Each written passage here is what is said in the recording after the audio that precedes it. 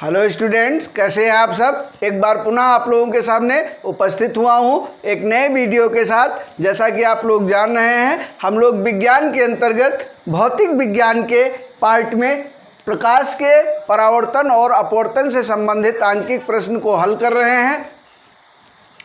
परावर्तन से संबंधित आंकिक प्रश्न समाप्त हो चुके हैं।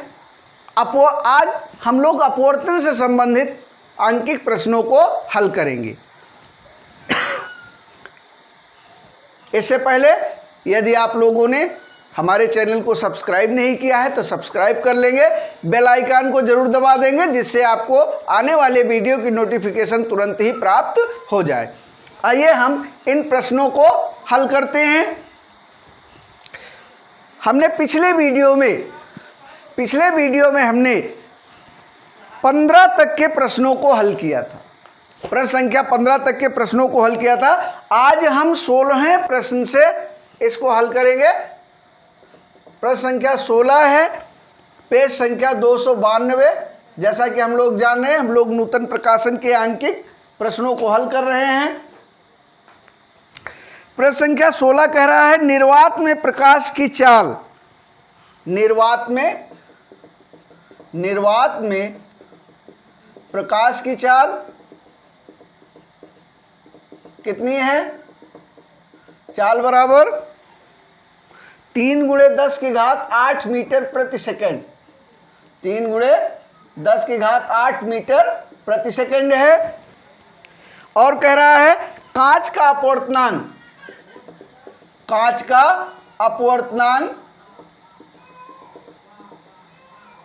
अपवर्तनांक कितना है? 3/2। 3/2 है। कांच में प्रकाश की चाल ज्ञात करनी है, यानी VG हमको ज्ञात करना है। यदि हम इसको कांच में प्रकाश की चाल को VG से शो करें तो ये VG हमको निकालना है। अब फार्मूला होता है कि निर्वात के सापेक्ष, निर्वात को हम मान लीजिए, क्या मान ले? A मान ले। निर्वात को हम A मान ले और कांच को G मान ले, तो A के सापेक्ष G का अपवर्तनांक बराबर निर्वात में प्रकाश की चाल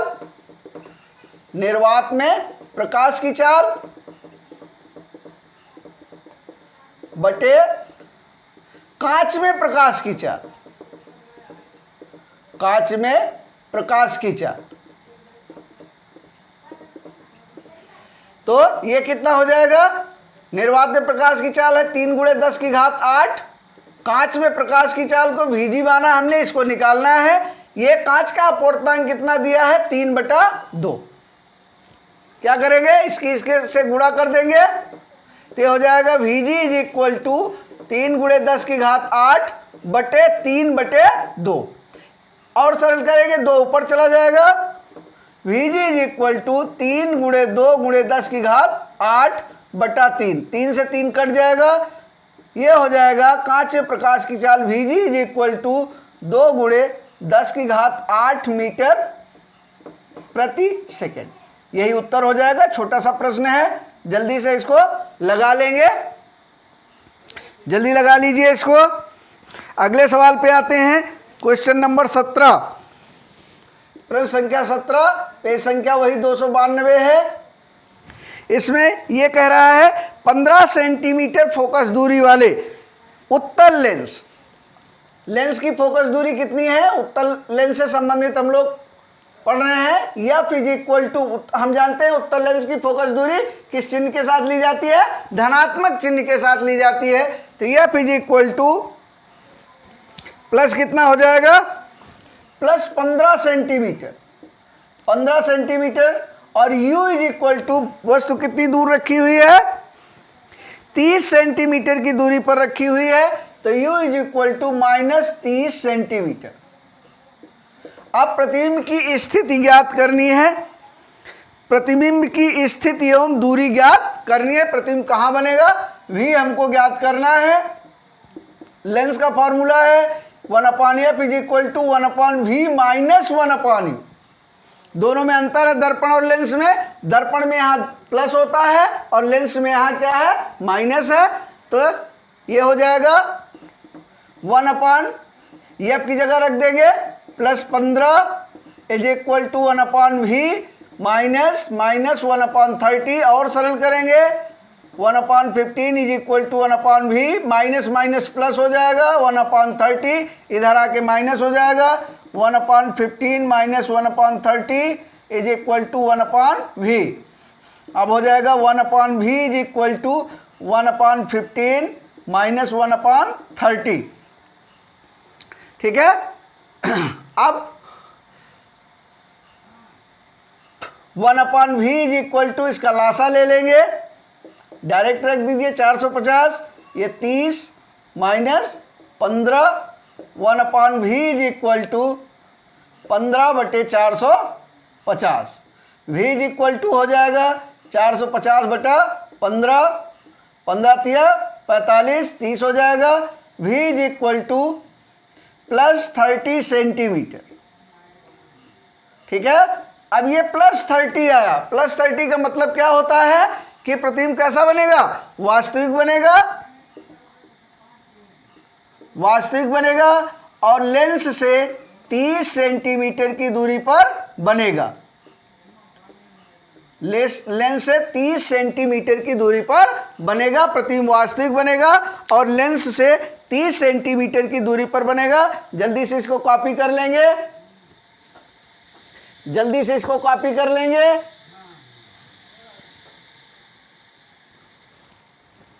ठीक है, अगला सवाल हम लोग देखते हैं, सवाल नंबर 18। इसको मिटा देते हैं जल्दी से।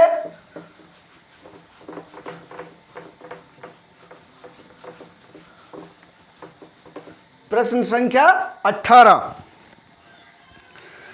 प्रश्न संख्या 18 है 20 सेंटीमीटर,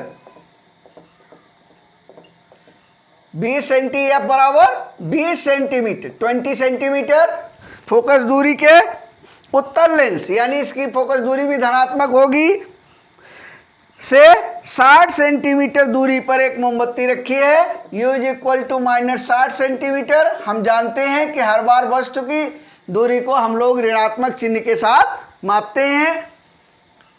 और क्या कह रहा है, उसका प्रतिबिंब दूसरी ओर रखे पर्दे पर बनता है, पर्दे और लेंस के बीच की दूरी कितनी है, यानी v की दूरी निकालनी है।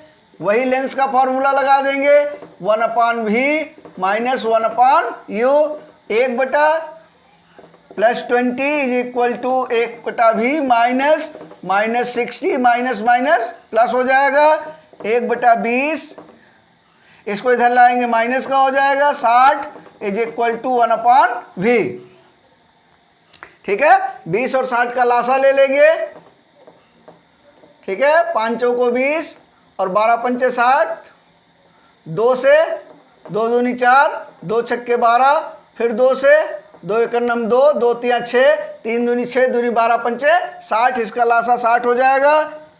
ये हो जाएगा बराबर 1/v, 20 तिहाई 60, 3 माइनस 1, ये हो जाएगा 1/v is equal to 2/60, 1/v is equal to 1/30 हो जाएगा, 2 से कट जाएगा 30 हो जाएगा, तो v इज इक्वल टू हो जाएगा 30 सेंटीमीटर, यानी लेंस के दूसरी ओर कितनी दूरी पर बनेगा, 30 सेंटीमीटर की दूरी पर बनेगा। प्रतिबिंब कैसा होगा, वास्तविक होगा, और हम जानते हैं कि जो प्रतिबिंब वास्तविक होता है वही प्रतिबिंब उल्टा भी होता है, तो उल्टा बनेगा, वास्तविक बनेगा और लेंस से 30 सेंटीमीटर की दूरी पर बनेगा। ठीक है, ये हो गया। अगला सवाल देख लेते हैं, सवाल नंबर 19। मिटा देते हैं इसको, जल्दी से कॉपी कर लेंगे उस सवाल को। कोई दिक्कत होगी तो व्हाट्सएप नंबर पर तुरंत मैसेज करके पूछ सकते हैं, नीचे व्हाट्सएप नंबर, लास्ट में आपको व्हाट्सएप नंबर जो है दिखाई देगा, तो इसलिए पूरा वीडियो देखिए। ठीक है, आते हैं अगले क्वेश्चन की ओर। क्वेश्चन नंबर 19,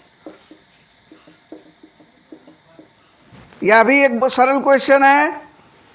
ये उत्तल लेंस की फोकस दूरी कितनी है? 20 सेंटीमीटर है, यानी एफ बराबर प्लस 20 सेंटीमीटर। लेंस के आगे 2 सेंटीमीटर लंबी एक पिन रखी हुई है, यानी y1, या इसको हम O मान लेते हैं, बराबर 2 सेंटीमीटर। 2 सेंटीमीटर हो गया। 10 सेंटीमीटर दूरी पर रखी है U बराबर -10 सेंटीमीटर दूरी पर रखी हुई है। पिन के प्रतिबिंब की लंबाई ज्ञात कीजिए। प्रतिबिंब की लंबाई ज्ञात करनी है, यानी y2 ज्ञात करनी है अथवा I ज्ञात करनी है। ठीक है, हमने आपको बताया भी था कि चाहे इसको y2 से शो कर लेते हैं, चाहे I से शो कर लेते हैं। इसके लिए पहले भी निकालना पड़ेगा। 1 अपॉन लेंस का फॉर्मूला लिख देते हैं, 1 upon F is equal to 1 upon v minus 1 upon you.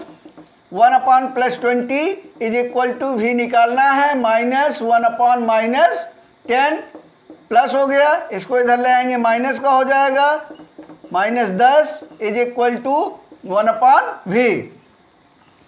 ठीक है, 20 10 का लासा 20 हो जाएगा, 20 10 का लासा 20 हो जाएगा।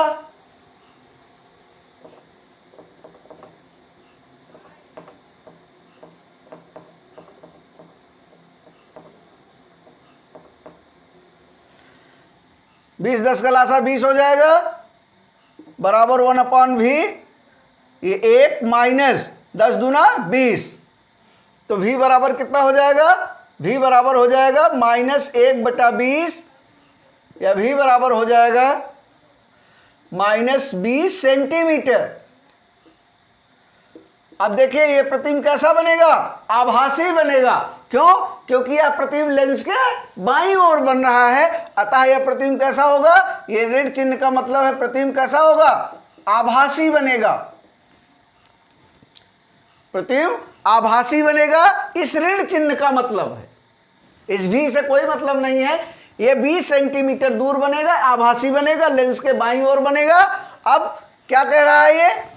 प्रतिबिंब की लंबाई कितनी होगी? तो y2 अपॉन y1, अथवा इसको हम I अपॉन O रख देते हैं is equal to V upon U, यही रख देते हैं। y2 निकालना है, y1 कितना दिया हुआ है? 2 दिया हुआ है, बराबर V कितना आया? -20, ये कितना आया? U कितना है? -10, माइनस माइनस प्लस 10 दूना 20, 2 दूनी 4, y2 is equal to 4 centimetre. ये धनात्मक चिन्ह के साथ आ रहा है। ये धनात्मक चिन्ह का मतलब होता है कि प्रतिबिंब सीधा बन रहा है। कैसा बन रहा है प्रतिबिंब? प्रतिबिंब सीधा बन रहा है, इस y2 धनात्मक के आने का मतलब। ठीक है, जल्दी से इसको कॉपी कर लेंगे। आइए अगले सवाल पे चलते हैं, सवाल नंबर 20। जल्दी से कॉपी कर लीजिए, तब तक मिटा देते हैं हम।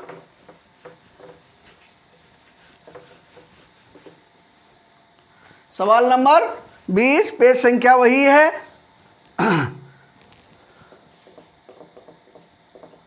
नई किताब की पेज संख्या है, ध्यान रखिएगा। जो न्यू किताब आई हुई है अब की बार 2020 की, 10 सेंटीमीटर फोकस दूरी वाले F is equal two plus 10 centimetre focus दूरी वाले उत्तल लेंस से 20 सेंटीमीटर की दूरी पर u बराबर -20 सेंटीमीटर, 10 सेंटीमीटर लंबी मोमबत्ती रखी गई है, y1 बराबर 10 सेंटीमीटर।